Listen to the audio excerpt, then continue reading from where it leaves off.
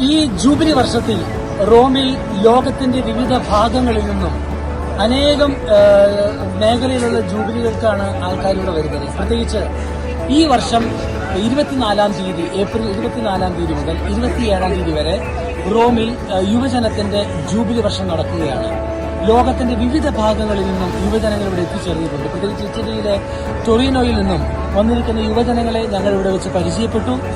അവർക്ക് റോമിൽ വലിയ പ്രതീക്ഷകളോടുകൂടിയാണ് 24-ാം തീയതി മുതൽ 27-ാം തീയതി വരെ ആരംഭിച്ച ജൂബിലിയിൽ പങ്കെടുക്കുവാൻ വന്നിരിക്കുന്നത്.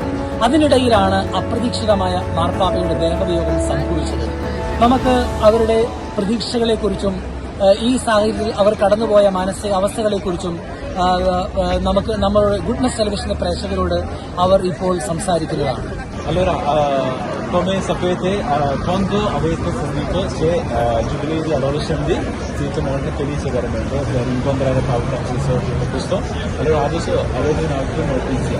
In questo momento come vostra sentire pensiero di tutto questo?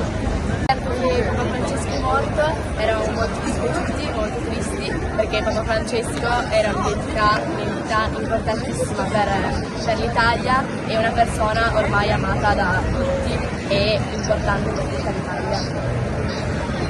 Svolgere il Giubileo, che è un evento che noi aspettavamo da moltissimo tempo, e siamo stati invece contenti quando abbiamo saputo che si sarebbe tenuto così.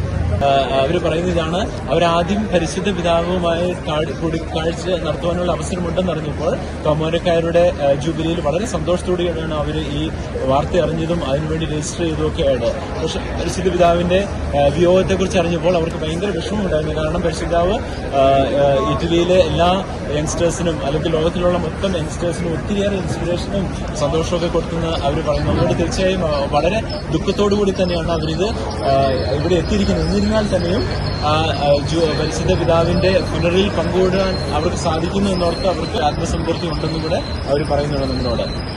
ഇപ്പൊ നമ്മൾ അവരോട് ചോദിക്കാൻ പോകുന്നത്, പരിശുദ്ധ പിതാവ് യുവജനങ്ങൾക്കും പ്രത്യേകിച്ച് teenagers പരിശുദ്ധ പിതാവ് പ്രത്യേകിച്ച് കൗമാരക്കാർക്ക് വേണ്ടി ഒത്തിരിയേറെ കാര്യങ്ങൾ ചെയ്തിട്ടുണ്ട്. യങ്സ്റ്റേഴ്സിനെ ഇൻസ്പയർ ചെയ്യുവാനും കുട്ടികളോട് കൂടുതൽ സ്നേഹത്തോടെ പെരുമാറാനും അവർക്ക് ഒത്തിരിയേറെ സന്ദേശങ്ങളൊക്കെ അയച്ച് ഒത്തിരി കാര്യങ്ങൾ ചെയ്തിട്ടുണ്ട്. അപ്പോൾ നിങ്ങൾ എന്താണ് അതിനെക്കുറിച്ച് നിങ്ങൾക്ക് പറയാനുള്ളത്? Papa Francesco amava molto noi giovani, infatti ci ha insegnato molte cose, come per esempio che l'età dell'adolescenza è una tra le fasi più importanti della vita, infatti bisogna viverla a pieno e durante la nostra vita, quando siamo ragazzi, noi dobbiamo vivere attivamente e non in modo passivo, quindi se magari delle cose non ci vanno bene noi dobbiamo reagire e farci valere. Papa Francesco è una persona molto importante per noi ragazzi, domenica mattina quando appariva la tele io lo guardavo come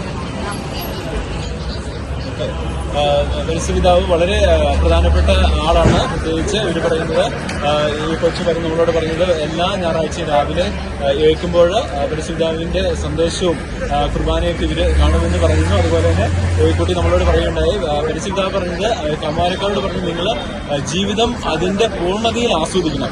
അതുകൊണ്ട് എന്ത് കഷ്ടത്തിലൂടെ കടന്നു പോയാലും ജീവിതം വളരെ പ്രധാനപ്പെട്ടതാണ്. നിങ്ങൾ സന്തോഷത്തോടുകൂടെ ജീവിതത്തെ നേരിടണം. അങ്ങനെ വളരെ സന്തോഷത്തോടുകൂടെ സന്തോഷത്തിന്റെ വക്താക്കളായിട്ട് ജീവിക്കണമെന്നാണ് പറഞ്ഞത്. അതുകൊണ്ട് അവർക്ക് പരിശുദ്ധാവിനെ സംബന്ധിച്ചിടത്തോളം ഈ കൗമാരപ്രായമുള്ള അവരുടെ സ്നേഹവുമെല്ലാം വളരെ സന്തോഷത്തോട് ഉള്ള ഒരു നല്ല ഓർമ്മകളാണ് മാർപ്പാപ്പയെ കുറിച്ച് അവർക്കുള്ളത്. ഇന്നത്തെ യുവജനങ്ങൾ ഒത്തിരി പ്രശ്നങ്ങളാൽ കൺഫ്യൂസ്ഡ് ആണ്.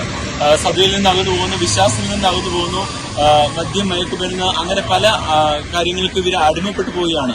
അപ്പോൾ 80,000-ത്തിലധികം ആളുകൾ ഈ ജൂബിലിയിൽ വന്നുകൊണ്ട് അവരെ റിപ്രസെന്റ് ചെയ്തുകൊണ്ട് ഈ മക്കളോട് ചോദിക്കുകയാണ്, അവർക്ക് എന്താണ് ഈ ലോകത്തോട്, ഈ യങ്സ്റ്റേഴ്സിനോടുള്ള മെസ്സേജ് എന്ന്. Che in realtà sono molto utili e infatti noi siamo venuti qua, 80.000 persone sono venute qua al Giubileo per dare una testimonianza di unione e quindi che noi ci confidiamo in Dio, ci fidiamo di Dio per attraversare questi momenti bui. Inoltre ci dispiace che la guerra sia diventato un modo per risolvere le situazioni difficili, quando invece dovrebbe essere la pace il modo appunto per risolvere e quindi bisognerebbe risolvere parlando civilmente e non Infatti noi tutti i giovani che siamo venuti qua per partecipare al Giubileo siamo tutti legati dal Signore che è un po' come se fosse una nostra spalla su cui contare e Infatti, come dice il Vangelo, dobbiamo essere tutti uniti insieme per far sì che non esistano più le guerre nel mondo, ma solo la pace. അവര് നമ്മളോട് പറയുന്ന സന്ദേശം ഇതാണ്. ഈ കൺഫ്യൂഷനുകളുടെ ഇടയ്ക്കൊക്കെ നമ്മള് പ്രത്യാശയുടെ ഒരു സന്ദേശമാണ് കൊടുക്കുന്നത്. അതായത് 80,000 പേര് ഇവിടെ വന്നപ്പോൾ നമ്മൾ വിശ്വസിക്കുന്ന ദൈവത്തിൽ നമ്മുടെ വിശ്വാസം പരസ്യമായി പ്രകടിപ്പിക്കുവാനും അതുപോലെ തന്നെ അനേകരെ ദൈവത്തിലേക്ക് നയിക്കുവാനുള്ള ഒരു അവസരം കൂടിയാണ് ഇത്.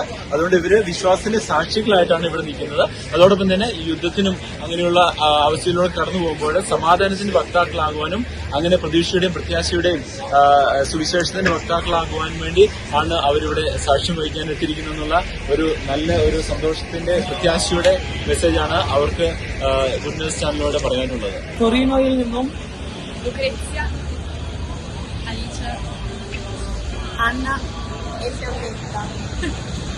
അപ്പോൾ ഇവർ നമുക്ക് പ്രത്യാശയുടെ സുവിശേഷമാണ് ആക്ച്വലി നമ്മളോട് സംസാരിച്ചത്. പ്രത്യേകിച്ച് ജ്യോതിഷം ചോദിച്ച ചോദ്യങ്ങൾ, അവരുടെ ഉത്തരങ്ങൾ നിങ്ങൾ ശ്രദ്ധിച്ചു. യുവജനങ്ങൾ കടന്നുപോകുന്ന ക്രൈസിസിന്റെയും സംഘർഷങ്ങളുടെയും മധ്യത്തിലും പ്രത്യാശ പകരുന്ന, ഈശോയെ അന്വേഷിക്കുന്ന, പ്രാർത്ഥിക്കുന്ന നല്ല യുവജനങ്ങൾ ഇപ്പോഴുമുണ്ട്.